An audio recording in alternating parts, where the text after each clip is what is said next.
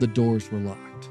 That is where the scene begins. Not with light, not with triumph, not with the sound of angels, with locked doors, with men crouching in a room somewhere in Jerusalem on the evening of the first day of the week, listening to every footstep on the street below. The Gospel of John tells us exactly this. Evening of the first day, doors locked, fear of the Jewish authorities. These are not decorative details. These are the coordinates of one of the most extraordinary moments in human history, and they tell you something important before a single word is spoken. Think about what these men had been through in the last 72 hours. They had watched Jesus arrested in the Garden of Gethsemane, that ancient olive grove on the lower slopes of the Mount of Olives, a place he had gone to pray so many times before that Judas knew exactly where to find him in the dark. They had scattered, most of them had run. One of them had followed at a distance into the courtyard of the high priest and then denied 3 times that he had ever known the man at all. They had watched the crucifixion, or some of them had, and then they had seen the body taken down from the cross and carried to a tomb nearby. And now it was Sunday evening, and the tomb was reported empty, and 2 women had come back from it saying things that no one quite knew what to do with, and the doors were locked. And here is what the text does not say, but what a first century Jerusalem room on that spring evening would have felt like. The Passover had just passed. The city was still full of pilgrims from across the Jewish world, thousands of people who had come to Jerusalem for the festival and had not yet left. The streets would have been crowded with strangers.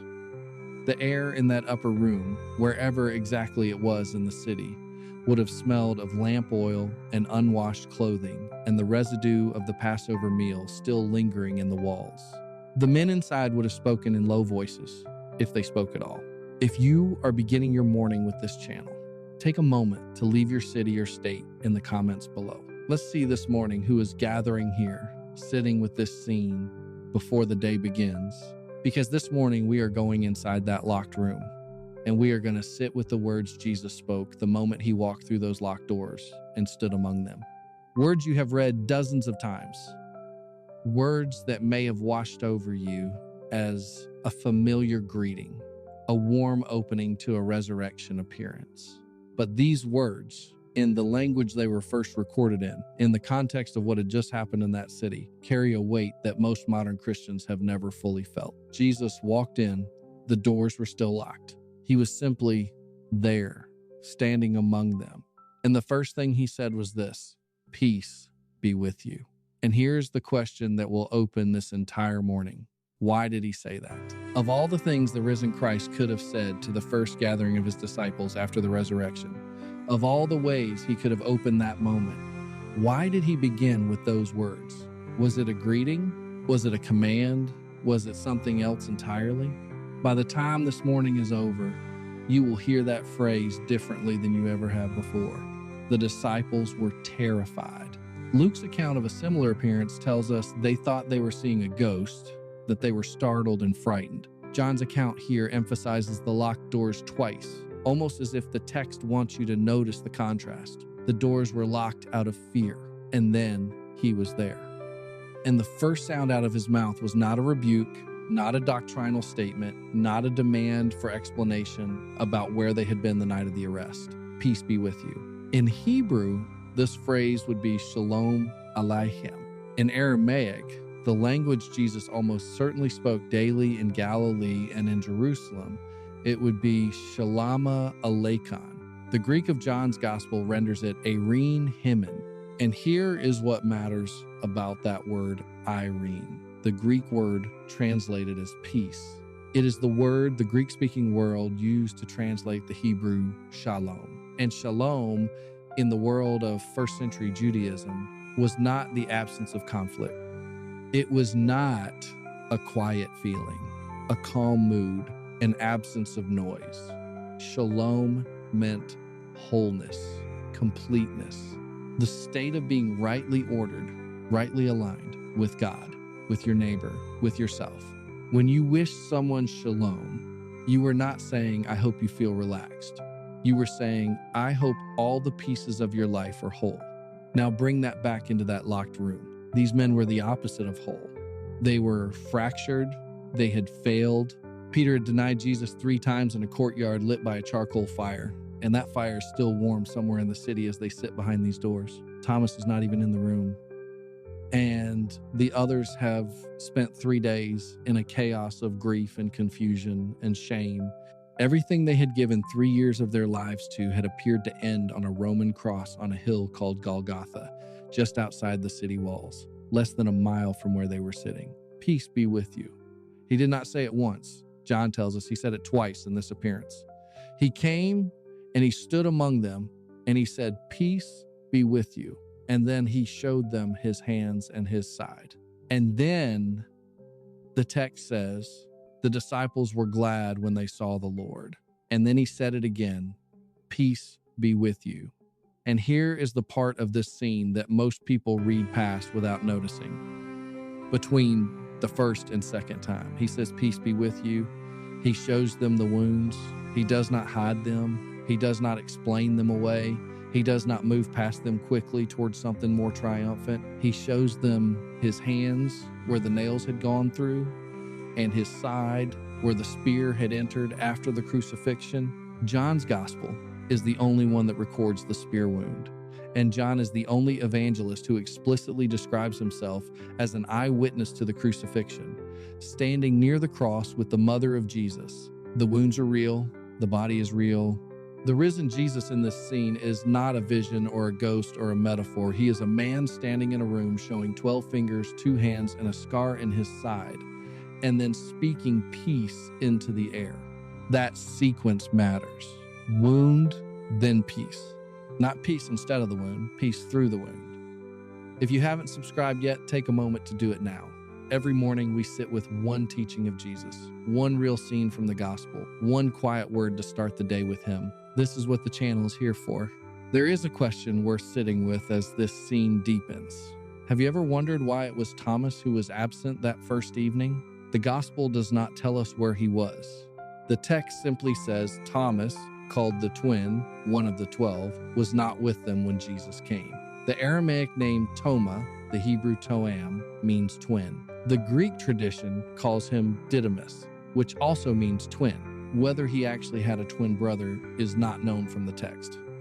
What we do know is that Thomas was one of the 12, that he had walked with Jesus for 3 years, that earlier in John's gospel, he is the one who says to the other disciples, when Jesus announces he is going back to Judea despite the danger, "Let us also go that we may die with him." Thomas was not a coward by nature, and yet on the night of the resurrection, he was somewhere else, alone, perhaps, grieving, alone, in whatever way Thomas grieved. And when the others found him and told him what they had seen, he refused to believe them. "Unless I see in his hands the mark of the nails, and place my finger into the mark of the nails, and place my hand into his side, I will never believe." That is Thomas in this scene, and there is nothing small or cynical about that statement. That is a man who loved Jesus enough that he could not bear to hope unless the hope was absolutely real. 8 days later, Jesus came back. The text says, again, the doors were locked. Again, he was simply there. And this time, Thomas was in the room. And Jesus looked at Thomas and said, almost immediately, "Put your finger here and see my hands. Reach out your hand and put it in my side. Do not disbelieve, but believe." He had heard Thomas. Somehow, across whatever distance separates the risen Christ from a room in Jerusalem, he had heard the exact words Thomas had spoken 8 days before to the other disciples. And he came back for Thomas specifically, and he offered exactly what Thomas had asked for. There is no rebuke in his voice when he says this to Thomas. None. He does not say you should have believed the others. He does not shame him for doubting. He shows up in a locked room for one man who needed to see the wounds before he could believe. And he says, "Here they are. Here is my hand.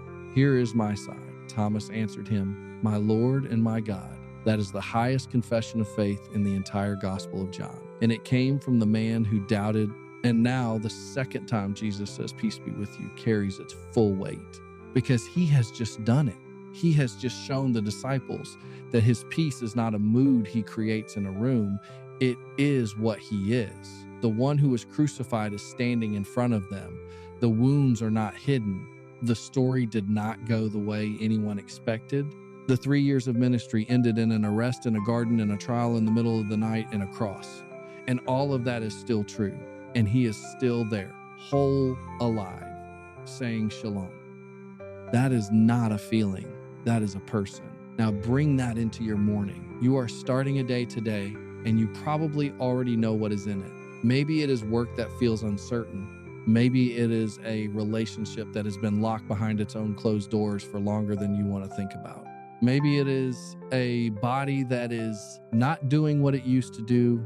Maybe it is a grief that keeps returning the way Thomas kept returning to that same phrase. Unless I see, unless I know for certain, unless something changes. The disciples in that room were not spiritually underdeveloped people who simply lacked enough faith. They were the people Jesus had chosen. They were frightened. The doors were locked, and he walked through them. He did not wait for them to unlock the doors first. He did not require them to have resolved their fear before he showed up. He came into the locked room, and the first thing he said was shalom, wholeness, not the absence of what had happened, but the presence of something that holds every broken piece together. Leave a comment below and share which line from this teaching is going with you into the day. If this morning meant something to you, give it a like and share it with someone you love who could use a quiet word from Jesus this morning before the noise starts. This is the answer to the question we opened with. Why did he say peace be with you first? Not because the room was peaceful, not because the situation called for calm, because that word, shalom, was the announcement of who he was in that moment. Not just risen, not just alive, but the one through whose wounds the wholeness of God was being offered back to broken human beings. The scars were not erased in the resurrection. They were present, and he was still saying shalom through them. You are going to carry that phrase into the next hours of your ordinary Tuesday, or whatever day this is. Your day is probably not going to be remarkable. There will be traffic, or emails, or conversations you are not looking forward to, or just the quiet weight of whatever has been sitting on your chest lately. And into all of that, the same Jesus who walked through locked doors and stood in front of frightened disciples and said, wholeness be with you, is the one who is with you right now. Before you close this window and start the day, the wounds were real. The peace was real. Both were true at the same time. And that is the teaching of this scene offered to you in your kitchen before the first cup of coffee is finished. Here is the question to carry with you. If Jesus spoke shalom, not as a feeling, but as a person, into a room full of frightened people behind locked doors, what would it mean for you today to receive that same word into whatever room you are locked in? Father, we bring you the morning. We bring you the locked doors, whatever they are today. We bring you the fears that made us lock them. And we ask that the same Jesus who came through closed doors and said, peace be with you, would walk into this day with the people who are watching this morning. Not to remove what is hard, not to explain what has been painful, but to stand in the middle of it and speak wholeness. Let that word go with us today, into the work, into the quiet, into the hard conversations and the small moments no one else will notice. Let us hear it not as a greeting, but as a presence through the one who showed his wounds and still said shalom. Amen. Go in peace today. He is already there before.